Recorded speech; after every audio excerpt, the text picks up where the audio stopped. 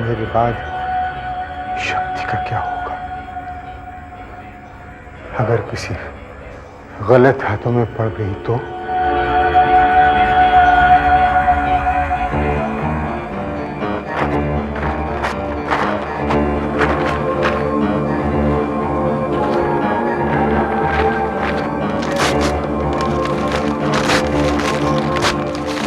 रघुवीर साहब, ये क्या कर रहे हैं आप? ये क्या कर रहे हैं? देखिए, मैंने आपसे कहा था कि आप बिस्तर से नहीं उठेंगे और आप यहाँ बाहर खड़े। आप ये सब नहीं, आप अंदर चलिए। आइए, ये सब छोड़िए आप सब जला दूंगा। आप सब जला।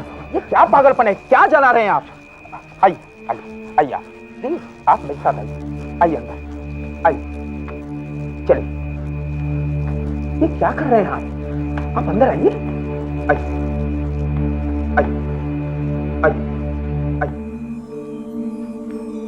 यहाँ बैठिए,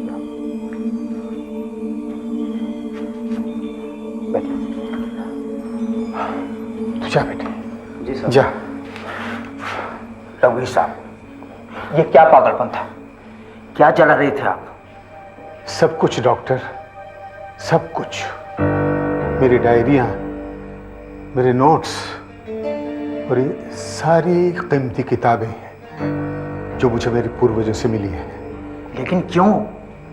डॉक्टर साहब, हम दोनों अच्छी तरह से जानते हैं कि मेरा मरना तय है और मैं मरने से पहले अपना सब कुछ नष्ट कर देना चाहता हूं। लेकिन वो कौन सा रहस्य है जिसे आप अपने साथ नष्ट करना चाहते हैं?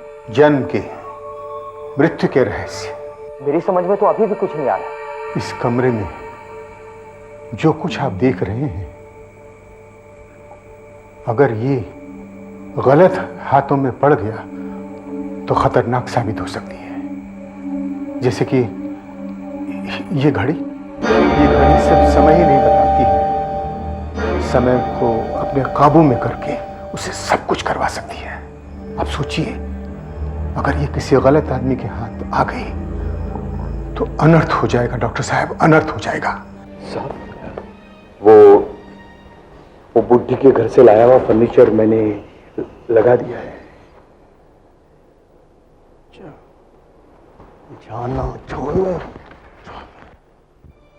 मिस्टर सिंगल, मैं जिस फर्नीचर की बात कर रहा था आपसे, वो फ्रांस से आ गया है।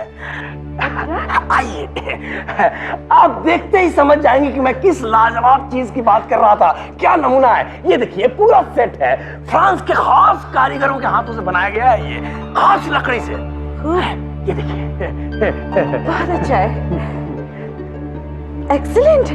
इत्मीनान से देखिए मिस्टर सिंगल। हाँ, वैसे इन सबकी कीमत क्या लगा रहे हैं आप? मिसेस सिंगल, क्यों शर्मिंदा कर रही हैं आप हमें? हीरे की कीमत क्या हो सकती है भला? आप जैसी जौहरी ही तो लगा सकती हैं। वैसे खरीदी 4 लाख रुपए की है और फिर जहाज से लाने में 1 लाख रुपए खर्च हो गए। और रिस्टोरिंग, पॉलिशिंग जी। और मेंटेनेंस के 50,000 रुपए और लग गए। अच्छा, जी। मिसेस सिंगल, अगर हमारा 5.5 लाख रुपए खर्चा हुआ है तो इसकी कीमत हमें इन सब की हमें कम से कम 8 लाख तो मिलने ही चाहिए। रजत यार, ये मत भूलो कि मिसेस सिंगल हमारी खास और इम्पोर्टेंट ग्राहक हैं। मुनाफे की फिक्र मत करो। मिसेस सिंगल, आपके लिए 7 लाख टन डन। ओके, ठीक है, ये रहा आपका चेक। और जैसे ही रेस्टोरेंट का काम पूरा हो जाए, ये सारा फर्नीचर मेरे घर पहुंच जाना चाहिए। हमारे यहाँ प्रॉम्प्ट डिलीवरी है। मिसेस सिंगल, आइए, यहाँ आइए, आइए। नरक में जाए मेरे दोनों के दोनों मालिक, बुढ़ी से बेईमानी करके 15,000 का सामान 7 लाख में बेच रहे हैं। I know. Thank you madam, thank you. Madam, Yes? आपके किन्हीं रिश्तेदार या किन्हीं जानने वालों को अगर पुराने फर्नीचर का शौक हो, मैडम एंटीक फर्नीचर का शौक हो, तो बंदे को सेवा का मौका दीजिएगा। ये है मेरा card, specialise in rare and antique collection. Okay, ठीक है। आइए, आइए, नमस्ते। ओके मैडम, आपका सामान पहुंच जाएगा प्रॉम्प्ट डिलीवरी के साथ, एकदम चमका के चकाचक। फिर कभी सेवा का मौका हो तो जरूर दीजिए madam. Okay madam, bye madam, bye. Okay. अरे यार, 6,85,000 का मुनाफा। आज का दिन बहुत अच्छा रहा। अरे दिन अभी खत्म कहाँ हुआ है हीरालाल भाई? ये देखो, ये देखो, जादूगर रघुवीर की मृत्यु। अरे उस मरे हुए को हटाओ, ये चीज देखो, ये आइटम है यार, सैकड़ों साल पुरानी घड़ी लगती है ये। अच्छा दाम मिलेगा इसका, मगर इसे आती आए कैसे? कोई चक्कर चलाना पड़ेगा। मैं कुछ समझा नहीं, और इस तरह जबरदस्ती घुसाने का क्या मतलब है? हम यहाँ तमाम फर्नीचर और सारी चीजों पे कब्जा लेने आए हैं, समझे? लेकिन आप ऐसा नहीं कर सकते साहब। मरने से पहले इस तमाम सामान के मालिक रघुवीर साहब की एक खास इच्छा थी कि उनके बाद ये सारा सामान जला दिया जाए। मैं बस वो करने ही जा रहा था कि आप लोग आधम के। और तुम इतनी खूबसूरत 200 साल पुरानी घड़ी को तोड़ने जा रहे थे। हाँ, इसके बारे में तो खास तौर पे कहा था। लगता है तुम्हारे साहब मरते वक्त पगला गए थे। यदि तुम इस घड़ी को नष्ट कर देते तो जानते हो तुम्हारे साथ क्या होता? क्या? तुम्हें 12 साल की सजा हो जाती, क्या तुम कह रहे? जेल चले जाते। हम लोग एंटिक प्रोडक्शन हेरिटेज कमेटी से आए हैं। हाँ, ये है मेरा कार्ड। तुम क्या देखोगे?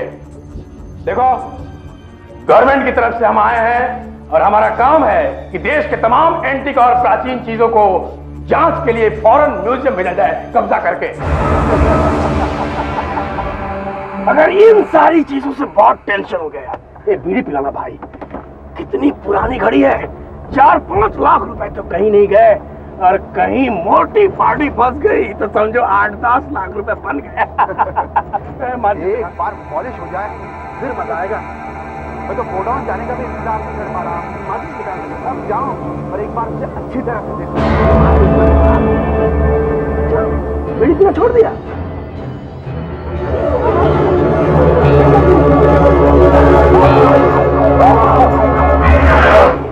चीख की आवाज कहां से आ रही है? टेम्पो से आ रही है।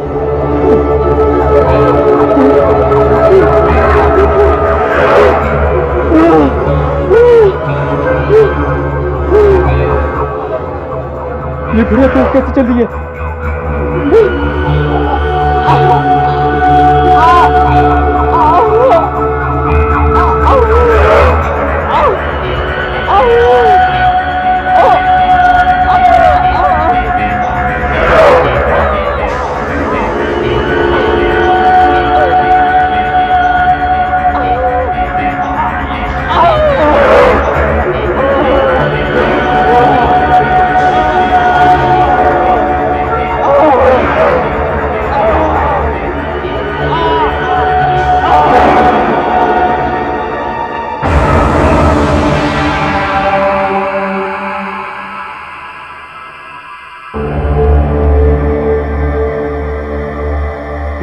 कम उम्र में बेचारा अचानक मर गया, जिसका सही कारण डॉक्टर भी नहीं बता सके।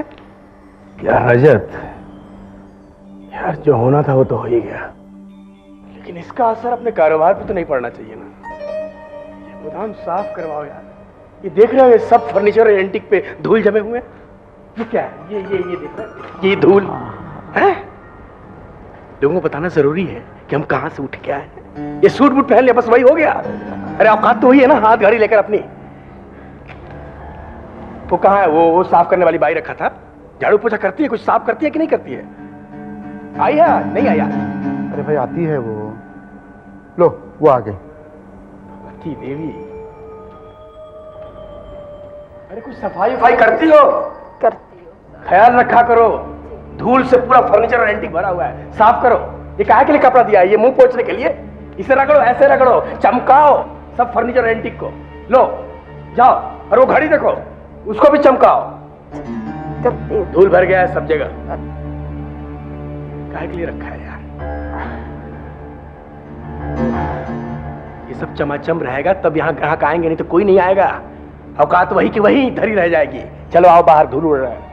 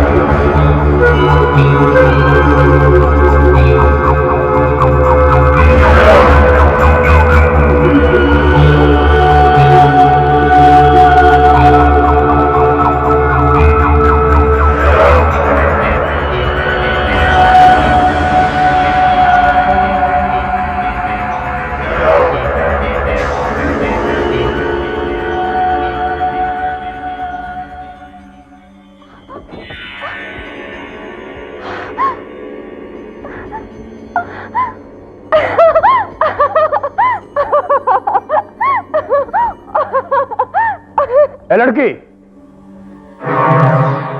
और तुम? और बुढ़िया राती देवी कहाँ है? मैं ही वो बुढ़िया हूँ, मैं ही वो बुढ़िया हूँ। तुम ही वो बुढ़िया हो? तुम्हारा दिमाग खराब हो गया है। उसके कपड़े पहन लेने से तुम रती देवी हो जाओगे। नहीं, वो रती देवी मैं ही हूँ। मैं ये घड़ी साफ कर रही थी कि अचानक इसमें से रोशनी निकलने लगी और फिर एक चेहरा नजर आया और फिर घड़ी की सुइयां उल्टी चलने लगी और अब मैं 70 साल की बुढ़िया नहीं रही, मैं 30 साल की जवान हो गई हूँ। जवान हो गई हो? ये घड़ी की सुइयां उल्टी चलने लगी? वाह वाह, कहाँ है रती देवी? बताओ बुढ़िया कहाँ है? वो मैं ही हूँ, ये देखिए। मेरी तो कुछ समझ में नहीं आ रहा। अरे ठीक है, तुम अभी जाओ। तो अपने आप को रती देवी कह रही हो बुढ़िया? यार वो लड़की कह रही थी कि घड़ी चमकने लगी, घड़ी की सुइयां उल्टी घूमने लगी। एक चेहरा नजर आ रहा था। चेहरा? यार रजत, कहीं वो चेहरा उस जादूगर का तो नहीं हो सकता है? उस घड़ी में ऐसी शक्ति हो जो सचमुच इंसान को जवान कर देती हो। यार ये भी हो सकता है कि घड़ी की सुइयों ने समय को अपने वश में कर रखा हो। घड़ी की सुइयां जैसे जैसे पीछे जाती हैं, समय भी पीछे जाता है, हर इंसान जवान हो जाता है। यार तुम्हारे हाथ कोई ऐसी चीज तो नहीं लग गई है जो आदमी को जवान बना देती है? मतलब हम लखपति करोड़पति बन सकते हैं। यार इस दुनिया में हजारों अमीर बूढ़े हैं जो कि जवान बनने के लिए कुछ भी दे सकते हैं। अब हम सबसे पहले उस घड़ी की जांच कर लेते हैं, इसमें क्या खतरा है। और फिर उस रघुवीर सिंह के बारे में भी तो हमें बहुत कुछ पता करना है। अरे यार, मैंने सुना है वो एक जबरदस्त जादूगर था। यार सुना तो हमने भी है। अच्छा, तुमने गोदाम में ताला लगाया कि नहीं, कि उस घड़ी को कुछ ना हो जाए। हाँ, ताला लगाया और चाबी सिर्फ मेरे पास है। घड़ी को कुछ नहीं होगा, घड़ी को कुछ नहीं होगा।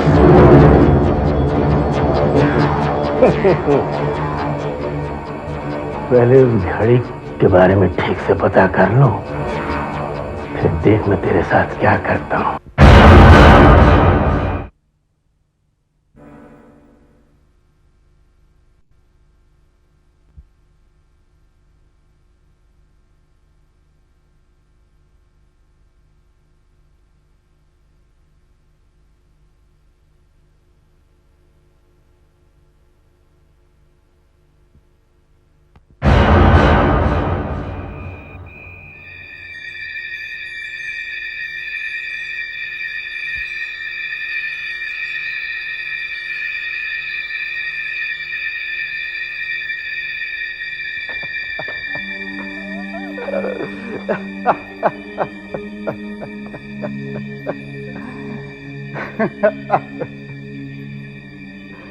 अरे कल सवेरे तक तो क्या, मैं एक मिनट भी इंतजार नहीं कर सकता।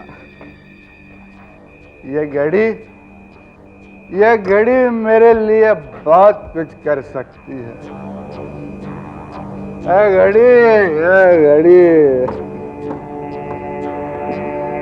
तू मेरे जिंदगी को पूरी तरह से बदल सकती है।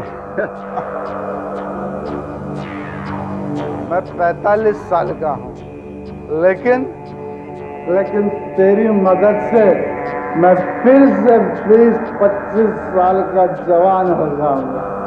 वाह, वो भी क्या दिन थे। वाह वाह वाह। घड़ी मुझे फिर से उस समय में लेके चल जब मैं पतला था, ताकतवर था, जवान था।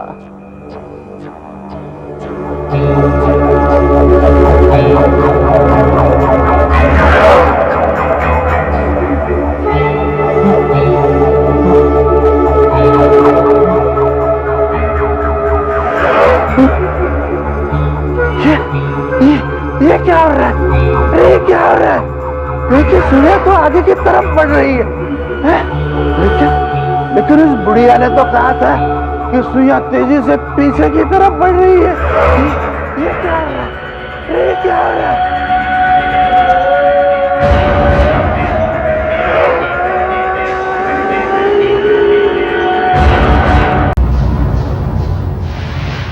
ये आदमी बड़ी उम्र का था, लगभग 80 साल। इसमें कोई हैरानगी की बात नहीं है कि इसकी मौत दिल का दौरा पड़ने से हुई। ये बूढ़ा आदमी कौन है मिस्टर हीरालाल? आखिरकार ये आपको गोदाम में मिला है?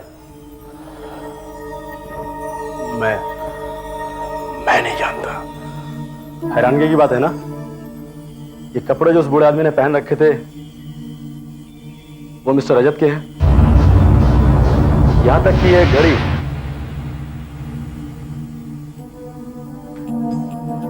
ये अंगूठियां,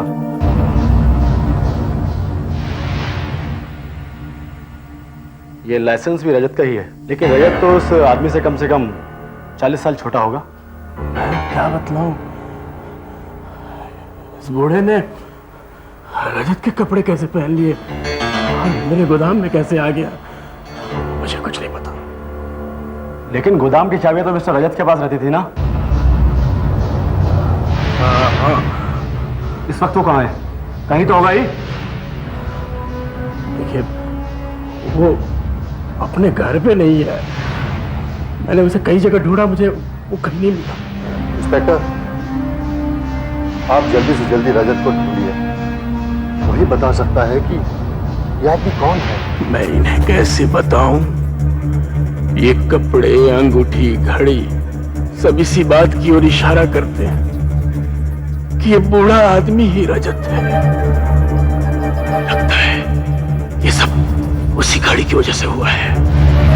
पहले इस घड़ी ने अनंत को मारा, फिर काम करने वाली बुढ़िया को जवान बना दिया, और अब रजत को बूढ़ा करके मार डाला।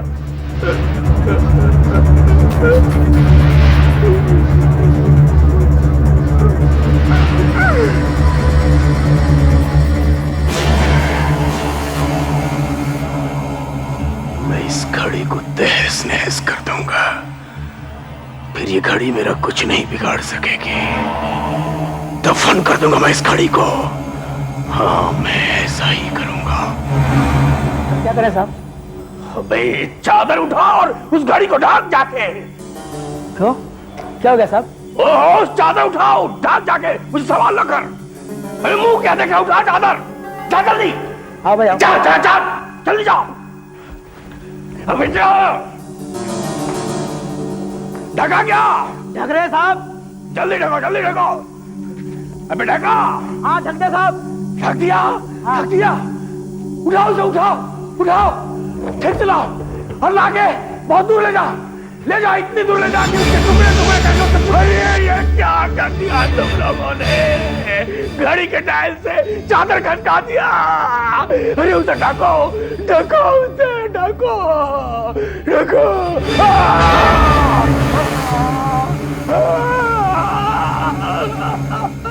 ये क्या हो गया? ये क्या हो गया? बेवकूफों से ढको, ढको, ढक के ले जाओ, ले जाओ यहाँ से, ढक के ले जाओ यहाँ से, हटा यहाँ से, हटा, हटा, हटा, हटा, हटा यहाँ से, हटा। चलो, हो गया।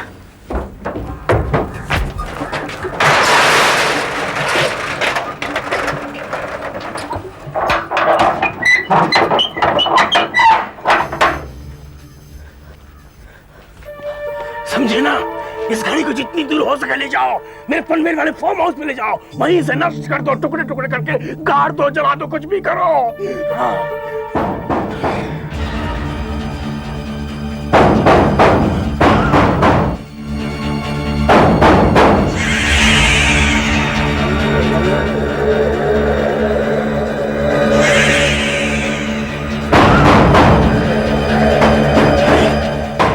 कैसी आवाजें आ रही है? कौन है अंदर? किसको बंद कर दिया तुम लोगों ने? लेकिन साहब, अंदर तो कोई नहीं है। अरे कोई नहीं है तो आवाजें आ रही है। खोलो इसको, खोलो, खोल दे। खोलो इसको।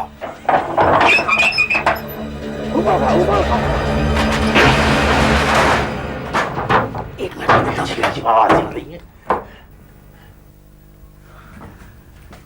मैंने कहा कुछ नहीं है साहब यहाँ पे अंदर। कुछ नहीं है तो आवाजें कहाँ से आ रही थी? अरे साहब, कोई नहीं है अंदर, देखिए आप, कोई नहीं है। कोई नहीं है।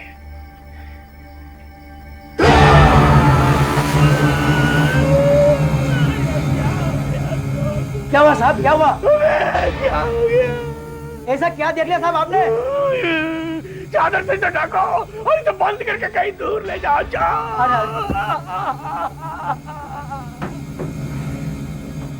पकड़ भाई।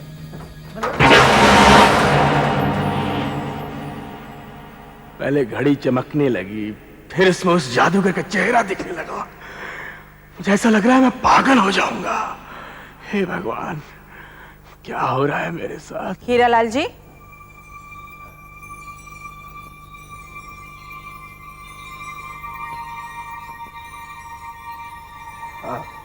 आई am miss single. Hiralal ji, आप यहाँ बैठकर आराम फरमा रहे हो, मेरा फर्नीचर कब तक पहुँचा रहे हैं आप? मिसेस सिंगल, जरा सी फाइनल फिनिशिंग बच गई है, कल शाम तक तैयार होते ही मैं घर पे पहुंचवा दूंगा। ऐसा कुछ नहीं है, आप ऐसा मत सोचिए कि मैंने देर कर दी। जल्द से जल्द मैं डिलीवरी करने की कोशिश में।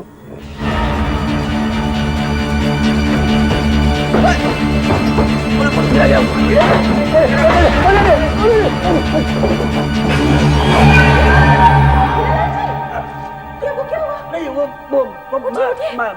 उठिए, प्लीज।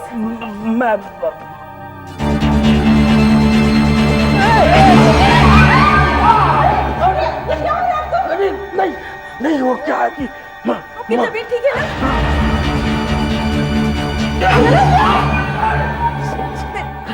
क्या हो रहा है आपको? ये हो क्या रहा है? नहीं मैडम मैडम आप चिंता मत करें, मेरे सीने में बहुत जोर से दर्द हो रहा है।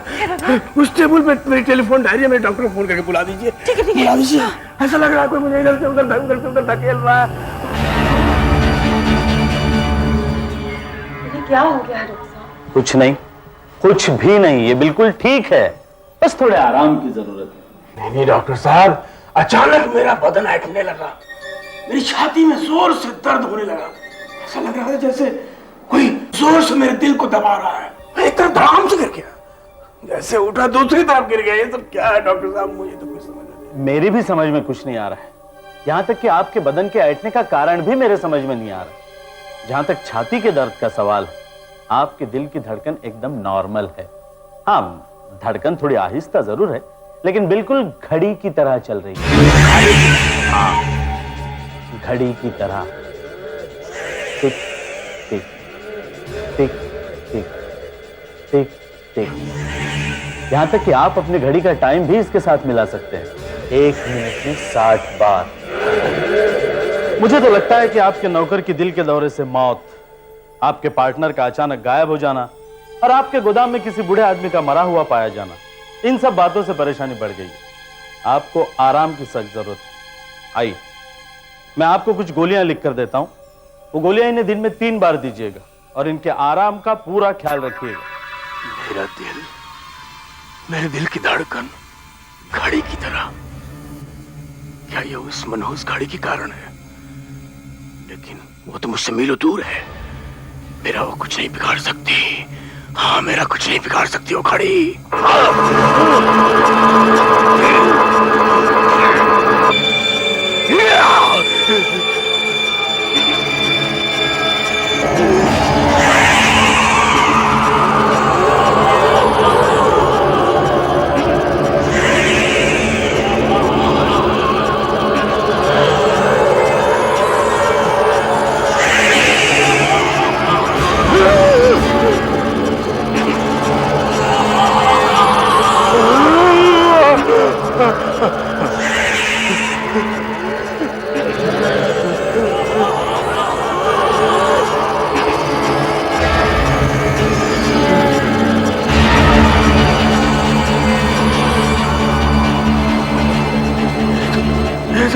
वही मनोज चेहरा है जिसे मैंने घड़ी के डायल में देखा था। डॉक्टर तुम्हारे लिए कुछ नहीं कर सकता। तुम अपनी किस्मत का लिखा मिटा नहीं सकते। उसकी कीमत तुम्हें चुकानी ही पड़ेगी और ये घड़ी तुम्हें कभी भी माफ नहीं करेगी। जो कुछ मेरे साथ हो रहा है, ये वो उस मनहूस घड़ी की वजह से हो रहा है। घड़ी ने तुम्हारे दिल से और तुम्हारी जिंदगी से नाता जोड़ लिया है।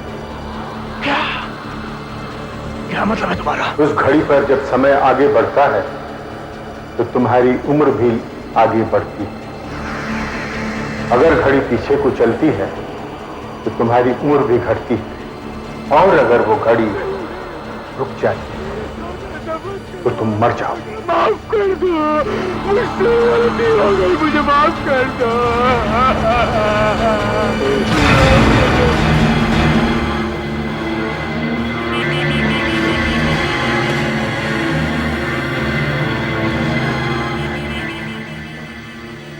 सुरेंद्र, ये मुन्ना वहां टेम्पो लेके पहुंचा क्या?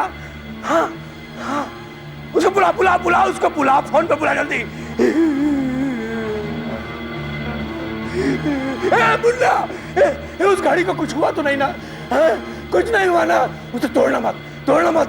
बेवकूफ, मैं कह रहा हूँ तोड़ना मत। उसे फिर से टेम्पो पे रख के वापस प्यार से मेरे पास ले आओ।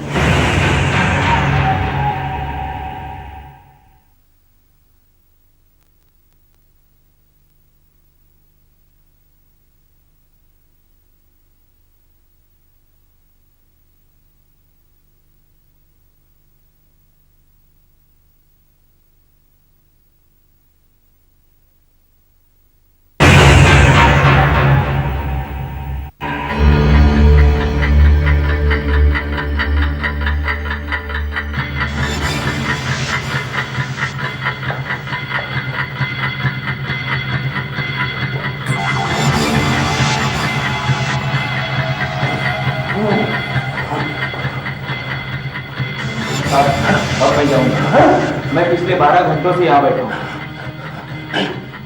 ये रुकोगे। इस गाड़ी में जैसे ही कोई खराबी होती है वैसे ही तुम ठीक करोगे। ये रुको। कितनी बार कह चुका हूँ, ये घड़ी ठीक है, मैंने इसे देख लिया है, इसमें कोई खराबी नहीं। साहब अब मुझे जाने दो। नहीं, तुम यहाँ देखो, मैं तुम्हें बहुत रुपए दूंगा। ये लो, ये लो। लेकिन वादा करो यहाँ से नहीं जाओगे। देखो, किसी भी कीमत पे ये घड़ी नहीं रुकनी चाहिए। अगर ये घड़ी रुक गई तो मैं मर जाऊंगा। देखो मत जाना। ये आप क्या कह रहे हैं साहब? इस घड़ी की वजह से आप कैसे मर सकते हैं? और आपके ये रुपए मुझे नहीं चाहिए। मैं बाल बच्चे वाला आदमी हूँ साहब, मैं अपने घर जाना चाहता हूँ। अरे नहीं, ऐसा क्यों कर रहा हो? मेरी जिंदगी का सवाल है। मैं मर जाऊंगा अगर तुम चले जाओगे तो। नहीं, मत जाओ। देखो जा रहा। नहीं, छोड़ दीजिए इसे। पागल हो गए आप। 2 दिनों में ये तीसरा मैकेनिक था। मैं चौथा मैकेनिक बुलाऊंगा। क्या हो गया आपको? पिछले 5 दिनों में आप इस मनहूस घड़ी से एक पल के लिए भी अलग नहीं हुई। न कुछ खाया है, न पिया है, न सोए हैं। देखिए, आपकी तबीयत ठीक नहीं है, आप मेरी बात मानिए। आप थोड़ी देर के लिए आराम कर लीजिए। चुप हो जाओ बेवकूफ। थोड़ी देर के लिए आराम कर लीजिए। अगर ये घड़ी रुक गई तो मेरे दिल की धड़कन रुक जाएगी। अब ये घड़ी ही मेरी जिंदगी है। तुम जाओ यहाँ से, जाओ। मैं इस घड़ी पे नजर रखता हूँ।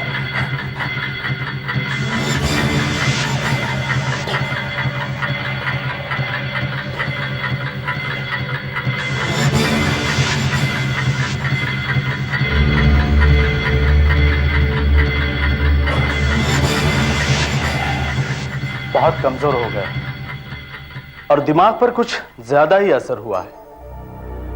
पता नहीं कैसे ये बात इनके दिमाग में घुस गई है कि जो कुछ भी उस घड़ी के साथ होगा वही इनके साथ भी होगा। लेकिन अब मुझे क्या करना चाहिए डॉक्टर साहब? पिछले 5 दिनों से ये हाल है और दिन ब दिन उनकी हालत बिगड़ती ही जा रही है। मैं क्या करूं? मुझे तो लगता है इन सारी मुसीबतों की जड़ वो घड़ी है और ये बिना मतलब का वहम जो उनके दिमाग पर छाया हुआ है। इसके लिए हमें उस घड़ी से छुटकारा पाना होगा और शायद तभी आपके पति का इलाज मैं कर सकूंगा। आप ठीक कहते हैं डॉक्टर साहब, लेकिन उस घड़ी से छुटकारा पाना तो दूर, वो तो किसी को उस घड़ी के पास जाने तक नहीं देते। 1 मिनट।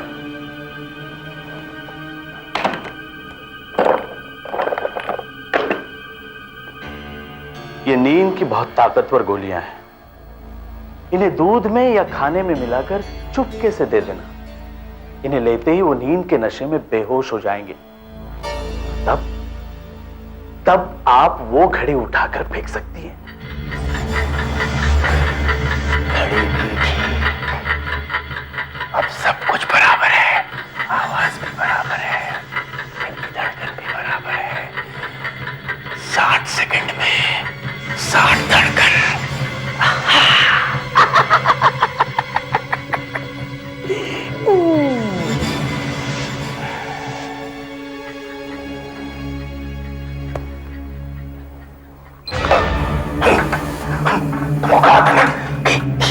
यहाँ मत आना। तुमको मना किया था कि ये सब कुछ मुझे नहीं चाहिए। देखिए, डॉक्टर साहब ने कहा है कि अगर आप इसे नहीं लेंगे तो कमजोरी से बेहोश हो जाएंगे। फिर उस घड़ी पर नजर कौन रखेगा? हाँ, इसे पीने से आपको ताकत भी आएगी और आप जाग भी सकेंगे। पी लीजिए ना। पी लूं? पी लीजिए। पी लूं?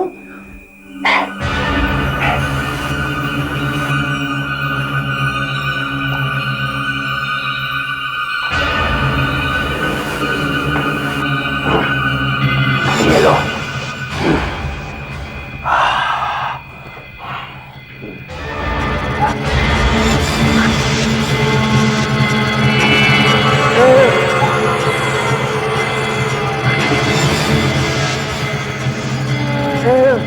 आपको क्या पिला दिया मुझे? नींद आने लगी अचानक।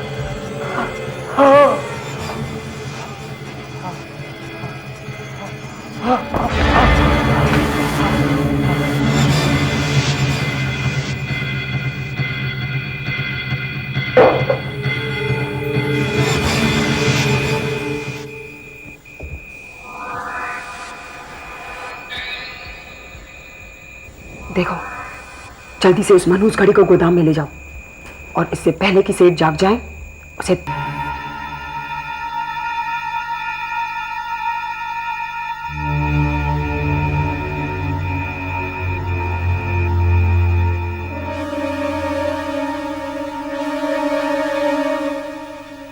समझ में नहीं आता।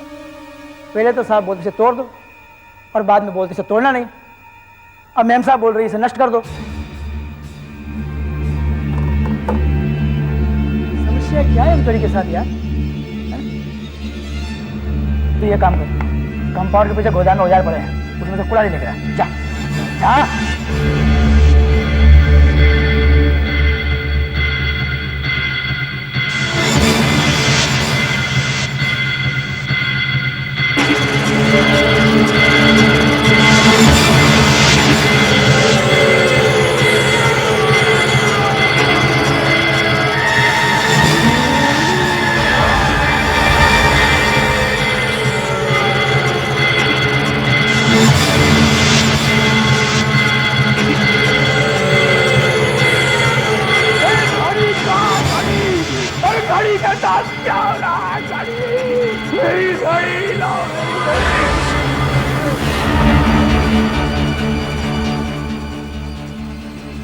ला मुझे।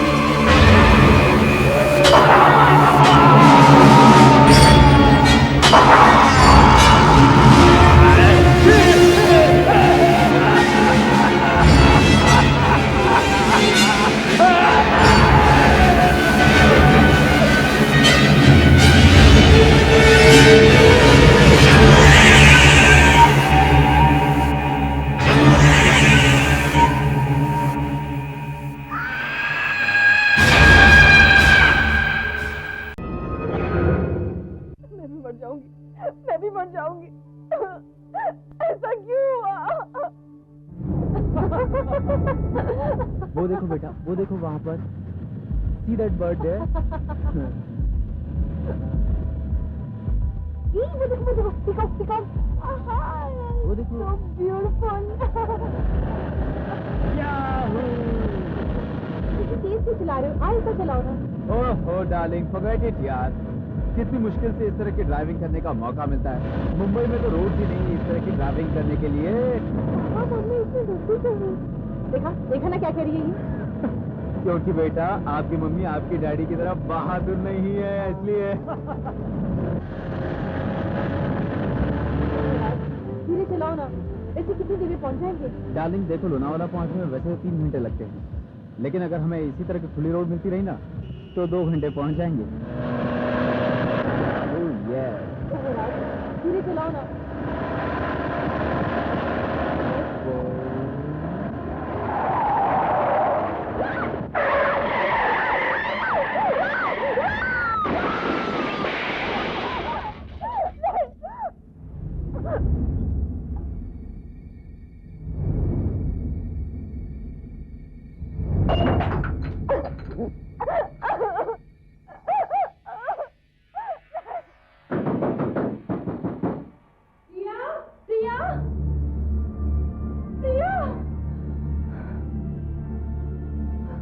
गिलास कैसे टूटा?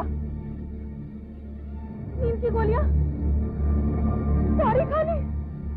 Oh God! Oh God! प्रिया, हॉस्पिटल ले जाना पड़ेगा।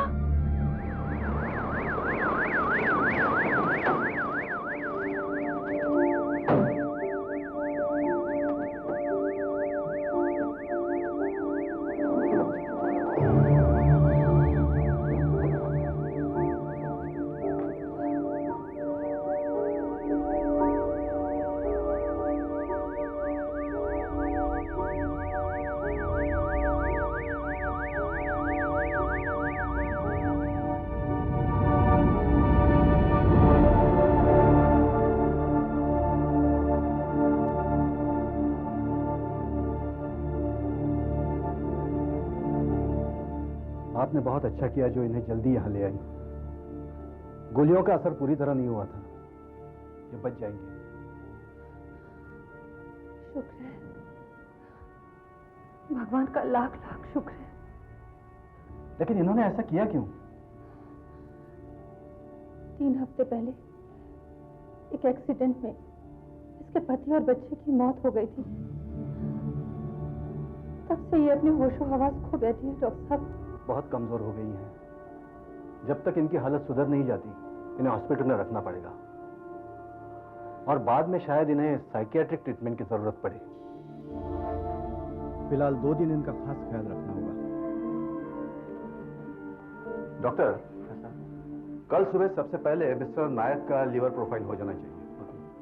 और वो जो 112 नंबर में पेशेंट है मिसेस शालिनी, उनके बारे में डॉक्टर साहूकार की राय मालूम कर लो। ओके। उनकी बाईपास सर्जरी कितनी जल्दी हो सकती है? जी हाँ। अरे मिसेस प्रिया, इस वक्त ये यहाँ क्या कर रही हैं?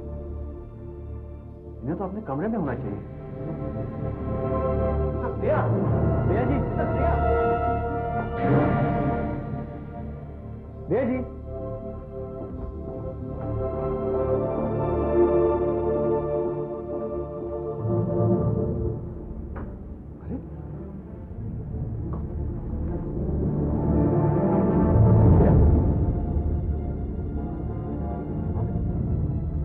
अभी ये बाहर घूम रही थी और अब यहाँ सोई हुई है। प्रिया जी, मिसेस प्रिया, मिसेस प्रिया।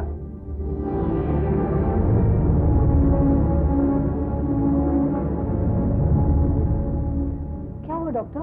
आप अभी अभी कॉरिडोर में चल रही थी और... नहीं तो डॉक्टर, मैं तो यहीं सो रही थी। लेकिन हमने अपनी आंखों से आपको इस कमरे में घुसते हुए देखा है। हाँ, और आप तो ऐसे लग रहा है जैसे बहुत देर से यहां सो रही हैं।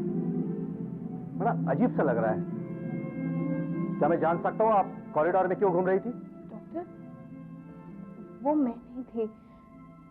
आपने शायद किसी और को देखा हो। मैं तो अपने बिस्तर से हिली भी नहीं।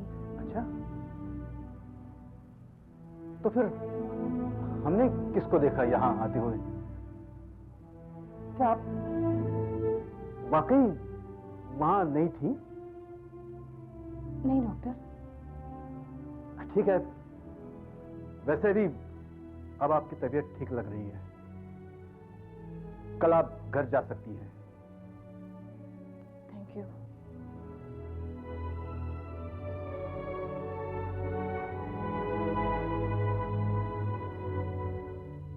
लेकिन कॉरिडोर में तो इसी को देखा था। खैर, चलो।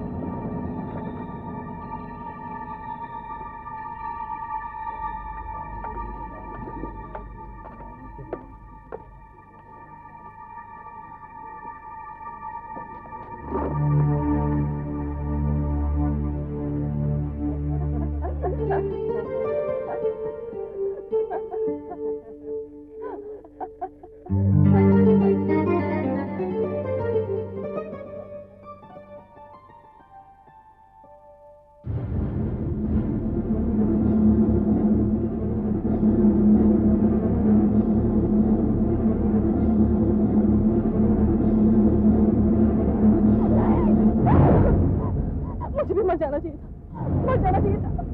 मुझे जीने का कोई हक नहीं है, कोई हक नहीं है।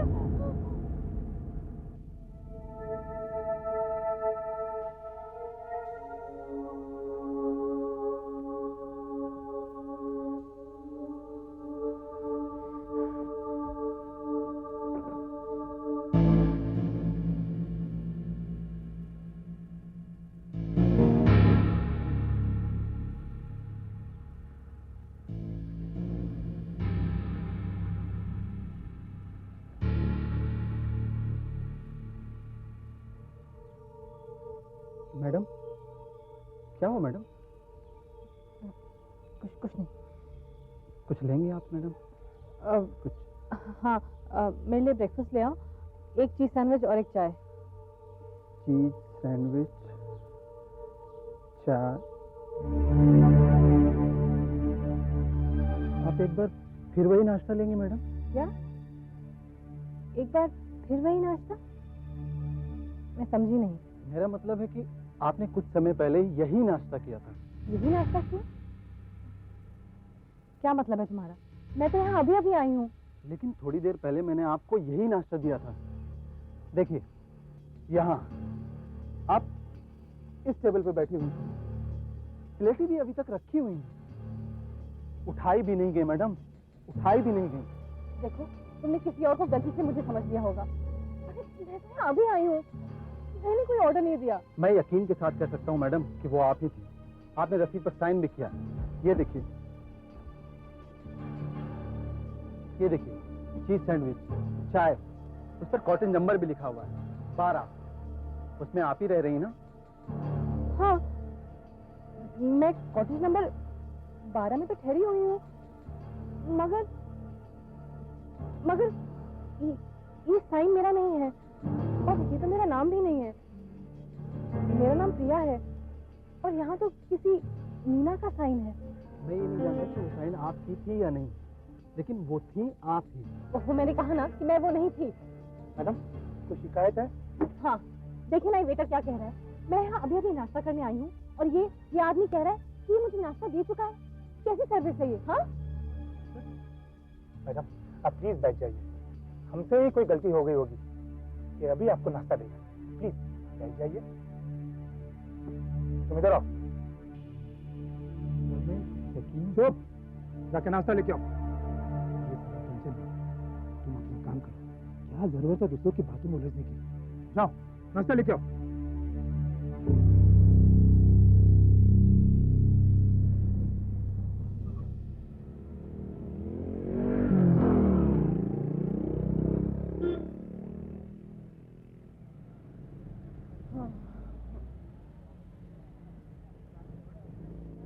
Rickshaw, rickshaw.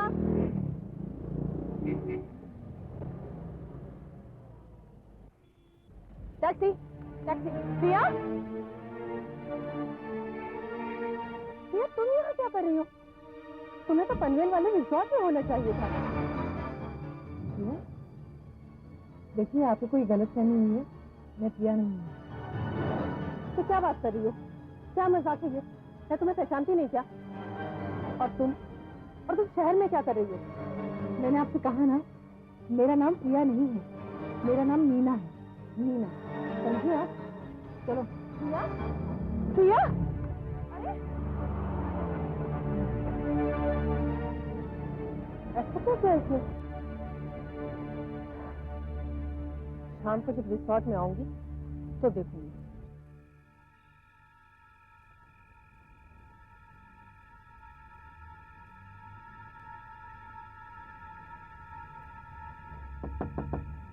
प्रिया, प्रिया, अरे दरवाजा तो खुला है। प्रिया,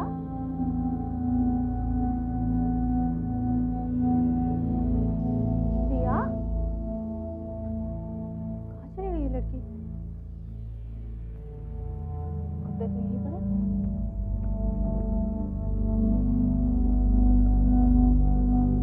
अरे ये दरवाजा किसने खोला?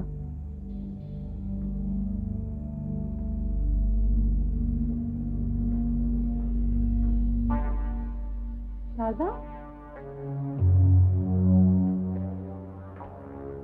तुम कब आई? तुम कहाँ गई थी? मैं बस यूं ही टहलने गई थी अभी अभी। क्यों? मैंने तुम्हें आज एमजी रोड पर टैक्सी में देखा तो तुमने मुझे पहचाना नहीं। झूठ क्यों बोला? एमजी रोड पर? ये तो हो ही नहीं सकता, मैं तो इतने दिनों से होटल से बाहर निकली ही नहीं। क्या कह रही हो प्रिया? मैंने तुम्हें आज ही एमजी रोड पर देखा और तुमने मुझे पहचानने से साफ इनकार कर दिया। कहने लगी मैं प्रिया नहीं मीना हूँ, जैसे मैं तुम्हें पहचानती नहीं। मीना? और मैं? मैडम,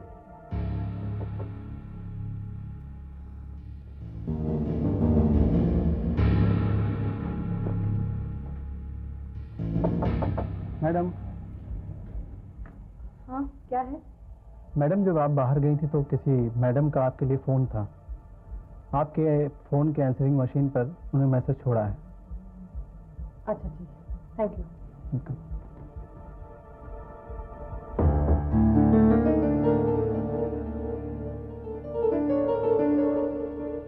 क्या मैसेज हो सकता है? चलो।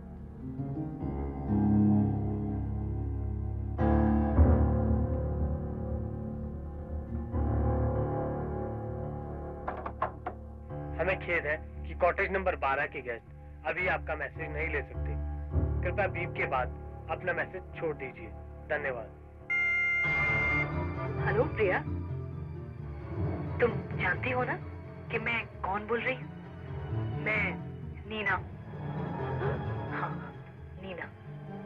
और मैंने तुम्हें बस यही कहने के लिए फोन किया है कि तुम्हें जीने का कोई हक नहीं। हाँ, तुम्हें जीने का कोई हक नहीं। बस मुझे बस यही कहना है। ये सब क्या है? ये नीना कौन है?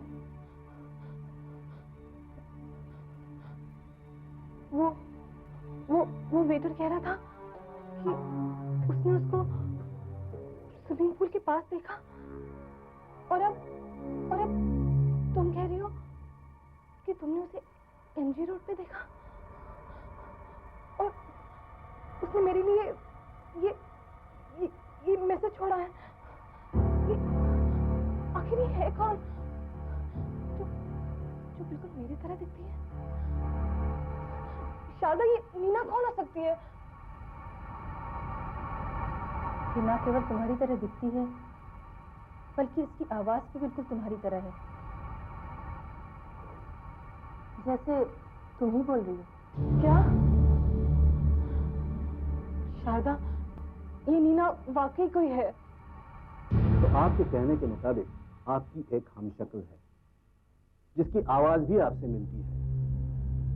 उसका नाम नीना है। वो आपसे नफरत करती है और चाहती है कि आप जल्दी मर जाएं। और आपने उसे देखा नहीं है।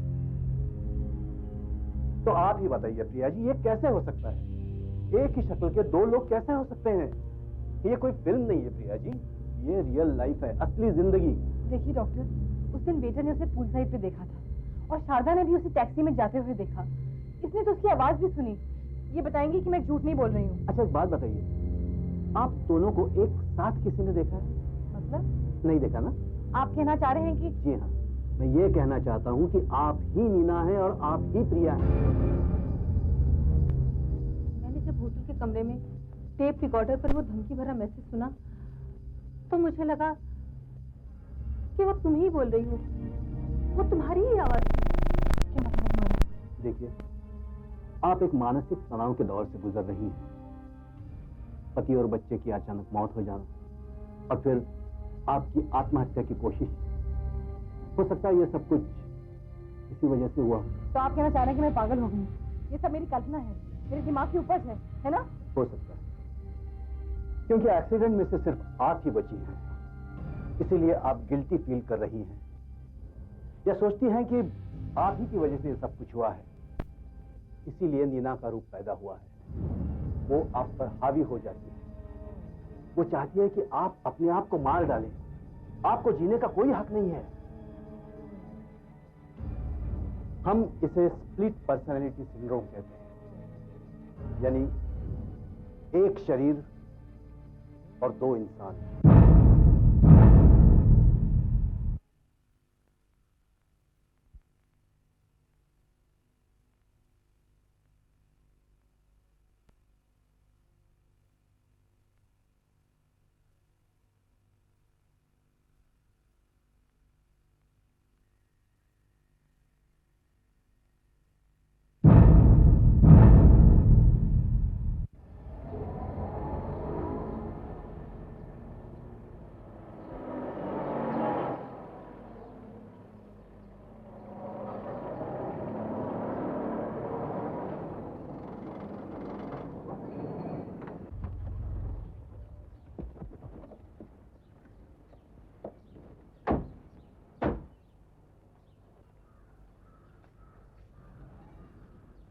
प्रिया, क्या तुम सचमुच यही चाहती हो कि मैं तुम्हारे साथ ना रहूं?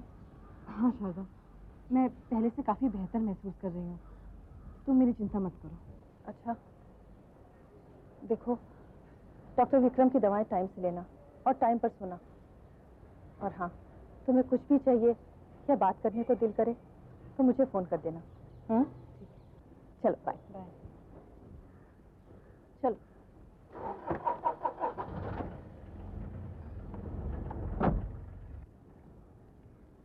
क्यों रामू काका, सब ठीक है ना? सब आप बाहर कब गई थी? बाहर कब गई? क्या मतलब तुम्हारा? अभी अभी तो आप घर में थी। यही कोई 20 मिनट पहले आपने फूल काट कर लाने को कहा था, फ्लावर वास में लगाने के लिए। क्या कह रहे तुम? होश में तो हो? मैं तो 15 दिनों के बाद घर लौटी हूँ। ये कैसे हो सकता है? अगर आप यहाँ नहीं थी तो वो कौन है जो घर के अंदर है? बिल्कुल